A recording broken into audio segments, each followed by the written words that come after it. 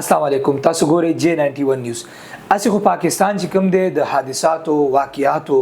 د یو کتاب دی، یو پورا چپټر دی او دغه چپټر او دغه کتاب کومه تاسو کولاو کو نو پدې کې د غم او د خفګان چې کوم دی یو پورا داستان پکې پروت دی. کومه د ازادۍ نه راونیسو او تر اوسه پورې چې کوم نه 73-74 سال شو نو په پاکستان کې ډیر داسې واقعات شوي دي چې هغه د هیرولو نه دي. خو په دغه واقعاتو کې چې کوم دی 16 دسمبر چې کوم APS اٹیک شو پېښور آرمي پبلک سکول،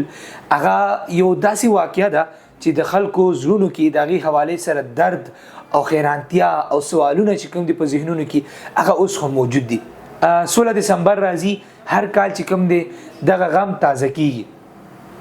او د دې غم تازه کېدو سره چې کوم دی دغه میاندې هغه سړکونو ته راوځي، احتجاجونه کوي باقاعده تور باندې په هغه قبرونو باندې چې کوم شهیدان ماشومان دي په هغې باندې شمع هم بلیږي.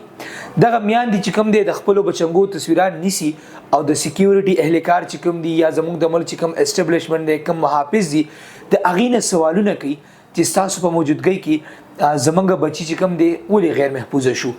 او دغه ماشومان کوم آرمي پبلک سکول د دې خود تعلق چې کوم دی د ملک د محافظو سره یو داسې سکول چې په دې کې د ملک د محافظو چې کوم دی بچی هم هغه زیر تعلیم دغه سوالونه چې کوم دی هر کال را ژوندي کیږي، دغه ماشومان غم چې کوم دی هر کال را تازه کیږي. خو موږ صرف دومره گزارش کوو چې زموږ څومره مسلمانان رونه دي، خويندې دي، زنانه دي چې 16 دسمبر باندې خصوصي توګه باندې د دغه ماشومانو د پاره د دغه چې کوم شهیدان دي دغه د پاره باقاعده تور باندې تلاوت شي، دغه د پاره نوافل وکړي شي او دغه میاندو چې کوم دي دغه په غم کې موږ باقاعده تور باندې شرکت وکړو. اسی خو باقاعده تور باندې هر کال دا غم را تازه کول نه دی پکار، خو دا غم دومره غټ دی چې دا موږ هیرولې نشو. موږ ټول لا پکار دي چې موږ